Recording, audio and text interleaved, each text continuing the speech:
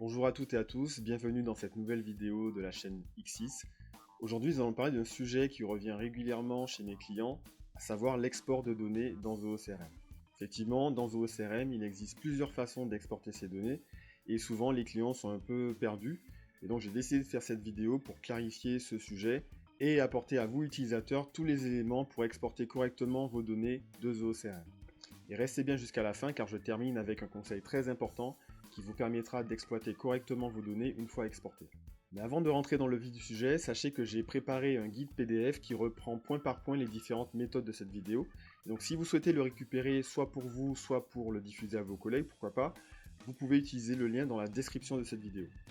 Allez, c'est parti, voyons donc les 4 méthodes d'export possibles dans ZooCRM. Alors j'ai basculé sur mon écran, on va commencer par la première méthode. Cette méthode utilise la fonctionnalité exporter de ZooCRM tout simplement.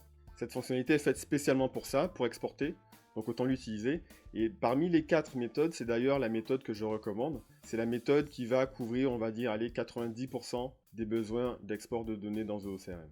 Alors, voyons maintenant comment exporter en utilisant cette méthode. Pour ça, vous devez aller dans l'écran de configuration de ZooCRM en cliquant sur cette icône ici. Une fois sur cette page, vous allez faire défiler le menu de configuration jusqu'à la section administration des données. Voilà, elle est ici. Puis vous allez cliquer sur l'élément exporter.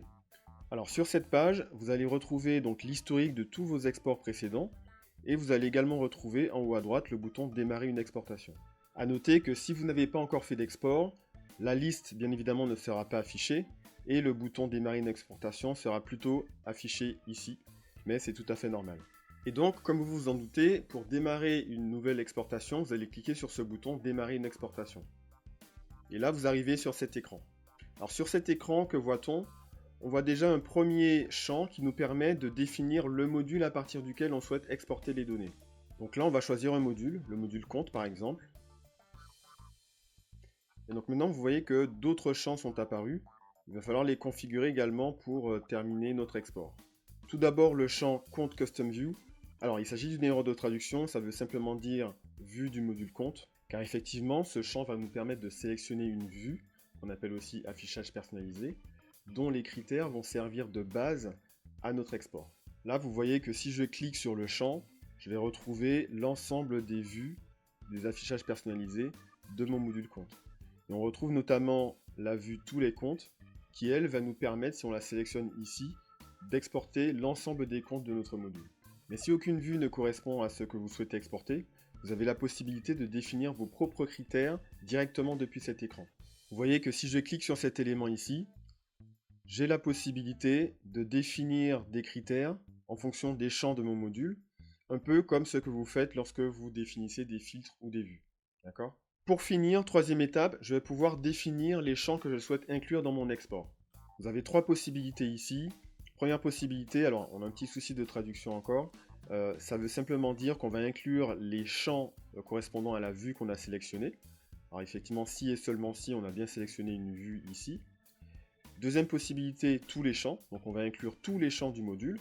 Et troisième possibilité, on va pouvoir choisir également directement sur cet écran les champs que l'on souhaite inclure dans notre export. Donc vous voyez ici, on retrouve tous les champs de notre module et on va pouvoir les sélectionner pour les inclure à notre export. D'accord ? Alors encore une fois, pour faire simple, je vais choisir l'option ici tous les champs. A noter quand même que quand vous choisissez cette option, vous avez la possibilité, à contrario, d'exclure certains champs. Ça peut aussi être pratique. Une fois que j'ai fait tout ça, je vais pouvoir finaliser mon export en cliquant sur le bouton ici exporter. Et en faisant cela, l'export va se lancer en arrière-plan et on bascule sur l'écran d'accueil de cette fonctionnalité exporter. Et sur cet écran, on va retrouver la ligne correspondant à l'export qu'on a lancé. Et vous allez voir qu'initialement, cette ligne sera en statut ici en cours. Et puis, au bout d'un certain temps, le statut va passer à terminé. Il faut savoir que suivant le volume de données que vous souhaitez exporter, l'export peut durer entre quelques secondes et quelques minutes. Et donc, lorsque l'export est terminé, non seulement vous allez voir ici le statut passer à terminer, comme je l'ai dit tout à l'heure, mais vous allez également voir apparaître un lien ici, télécharger, lorsque vous passez la souris sur la ligne en question. D'accord ? Et donc, pour initier le téléchargement à proprement parler de votre export, vous allez devoir cliquer sur ce lien télécharger et vous allez récupérer un fichier au format zip qui contiendra lui-même un fichier au format CSV avec vos données. Et justement, à propos de ce fichier CSV, je vous invite à rester jusqu'à la fin de la vidéo, car je vous donnerai une petite astuce pour ouvrir correctement ce genre de fichier et éviter les décalages de données qu'on peut parfois rencontrer lorsqu'on ouvre directement des fichiers CSV dans Excel. Voilà pour la pratique concernant cette première méthode. Et donc pour finir, quels sont les avantages et les inconvénients de cette méthode? Comme je l'ai dit au début, c'est vraiment la méthode que je recommande, donc il n'y a pas de vrais inconvénients. Parmi les avantages, je peux dire qu'elle est très flexible, car comme vous l'avez vu, on peut définir les critères de sélection de nos données et également les champs à utiliser pour l'export directement depuis l'écran de configuration de l'export. Et comme inconvénient, je dirais qu'on a quand même une limite à 200 000 enregistrements, comme vous le voyez écrit ici. Donc si vous avez un module avec plus de 200 000 enregistrements, vous allez devoir utiliser une autre méthode ou alors ruser un peu en définissant des critères de sélection, on va dire incrémentaux, pour réussir à exporter vos données en plusieurs étapes. Voilà donc pour un avantage et un inconvénient que je peux vous citer par rapport à cette méthode. Sachez que dans le guide PDF que je vous ai mis en lien dans la description de cette vidéo, vous pourrez retrouver d'autres avantages et d'autres inconvénients si ça vous intéresse. Allez, on passe maintenant à la deuxième méthode. Alors, la deuxième méthode d'export de données de ZooCRM va utiliser un outil annexe qui s'appelle ZooSheet. Alors, pour ceux qui ne connaissent pas, ZooSheet est simplement l'équivalent d'Excel de la suite Zoo. Et donc, pour vous montrer comment ça fonctionne, je vais simplement retourner dans l'espace module et aller sur un module, n'importe lequel. Je vais par exemple aller sur le module Prospect ici. Vous devez tout d'abord vous assurer d'être sur un affichage de type liste.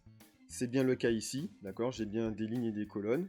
Et si je clique sur cette icône ici, je vois que je suis bien dans l'affichage liste. Si vous êtes dans un autre affichage, vous n'aurez pas la possibilité d'exporter via ZooSheet. D'accord? Donc assurez-vous d'être bien dans un affichage liste. Donc une fois que j'ai vérifié ça, je peux aller ici sur le bouton Action. Et tout en bas, je vais retrouver l'option Voir dans ZooSheet. Je clique dessus et vous allez voir que Zoo va ouvrir un onglet ZooSheet avec les données contenues dans la page depuis laquelle j'ai actionné cette fonctionnalité. Vous allez retrouver les mêmes colonnes que celles de votre tableau et vous aurez le même nombre d'enregistrements. Donc là, vous voyez que vous avez bien les colonnes prénom, nom, société, etc. Et on retrouve bien les 100 enregistrements qu'on avait sur la page de ZooCRM. D'accord? Et donc, lorsque vous êtes sur cette page, vous avez la possibilité soit de faire un copier-coller bête et méchant. Donc là, par exemple, je sélectionne toutes mes données. OK.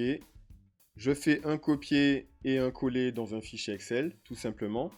Ou alors, vous pouvez aller donc dans le menu Fichier, choisir l'option Télécharger comme.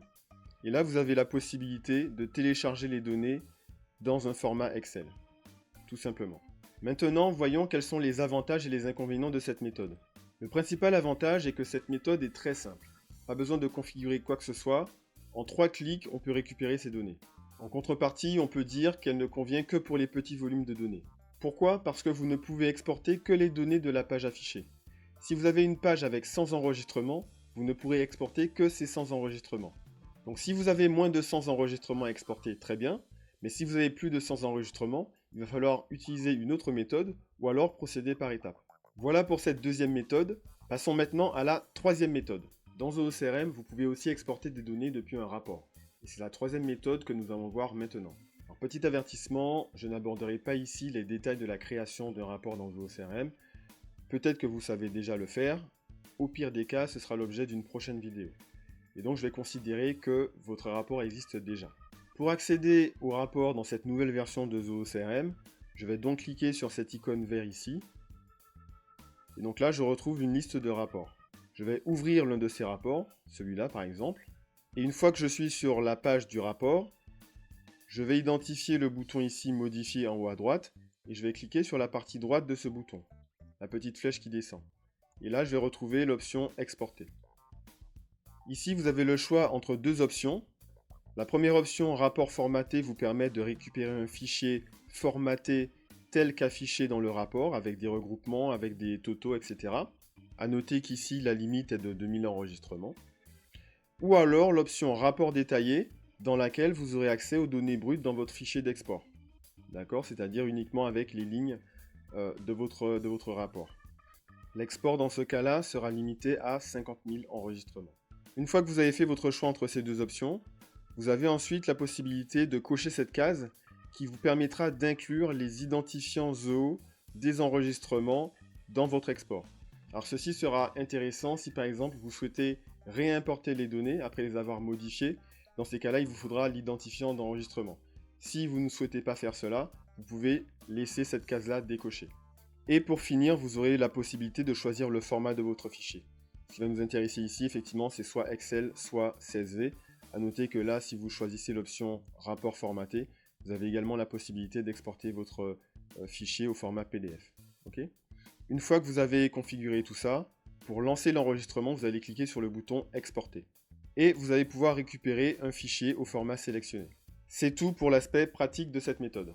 Alors, concernant les avantages, le principal que je peux vous citer va concerner le fait que, grâce à cette méthode, on va pouvoir bénéficier de toute la puissance et de la flexibilité qu'offrent les rapports pour justement construire des tableaux de données. Avec les rapports, effectivement, on va pouvoir combiner des modules et également définir des critères sur différents modules, ce qui n'est pas le cas avec les autres méthodes. Et donc justement, en utilisant cette méthode, on va pouvoir générer des requêtes complexes et exporter des données justement qui concernent plusieurs modules à la fois. Et comme inconvénient, je dirais que justement tout ceci nécessite la création d'un rapport au préalable. Et donc si vous n'êtes pas très à l'aise avec ceci, l'exercice peut être un peu délicat. Abordons maintenant la quatrième et dernière méthode d'export de données de ZooCRM, l'export via une sauvegarde de données. Elle va permettre d'exporter toutes les données de tous les modules en une seule fois. Pour exporter vos données via une sauvegarde, vous devez aller dans la configuration, puis dans la section administration des données, toujours. On y est déjà. Je vais cette fois-ci cliquer sur sauvegarde de données.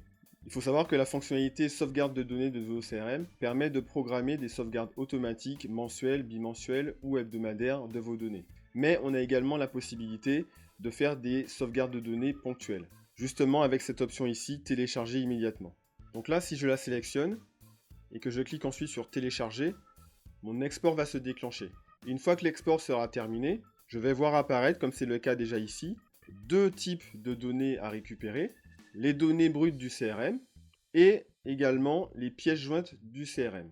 Ce qui va nous intéresser dans le cas de cette vidéo, ça va être les données brutes. Et donc en cliquant ici sur ce lien data_001.zip, je vais récupérer un fichier zip, donc une archive, dans laquelle je vais retrouver des fichiers CSV. Et j'aurai un fichier CSV par module de ZooCRM. Passons maintenant aux avantages et aux inconvénients de cette méthode. En tant qu'avantage, on peut dire que c'est la méthode vraiment ultime, celle qui permet de récupérer toutes les données de tous les modules en une seule fois. Donc vraiment très pratique et très rapide. Par contre, au rayon des inconvénients, on peut dire que c'est une méthode à utiliser avec parcimonie. Pourquoi? Parce que la sauvegarde de données est limitée à 2 par mois. Vous ne devez donc utiliser cette méthode que très ponctuellement. Et bien voilà, nous avons maintenant fait le tour des 4 méthodes d'export de données dans ZooCRM. Chose promise, chose due, on va terminer cette vidéo avec une astuce qui concerne l'ouverture des fichiers CSV notamment, une fois que vous les avez exportés de ZooCRM. Le problème est que si vous ouvrez directement vos fichiers CSV dans Excel, vous pourriez rencontrer des problèmes de formatage ou de décalage de données. Pour ouvrir et exploiter correctement les fichiers de type CSV dans Excel, nous vous recommandons d'utiliser l'assistant d'importation de texte d'Excel. Pour cela, vous allez ouvrir un nouveau fichier Excel, puis vous allez aller dans le menu Données de ce fichier. Donc je vais vous prendre un exemple. Alors mon Excel est en anglais malheureusement, mais dans l'idée ça va être ça. Donc vous voyez, le fichier est vierge. Vous allez dans le menu Données, Data ici, puis dans Get External Data, et là vous avez l'option ici de pouvoir télécharger un fichier à partir d'un fichier texte ou CSV. Donc moi je vous conseille cette méthode-là, plutôt que d'ouvrir un fichier CSV en double-cliquant dessus. Voilà pour cette astuce qui pourra vous être utile. Et c'est ainsi que se termine cette vidéo, j'espère qu'elle vous aura plu. N'hésitez pas à nous mettre un like ou un commentaire juste en dessous, et je vous dis à bientôt pour une prochaine vidéo.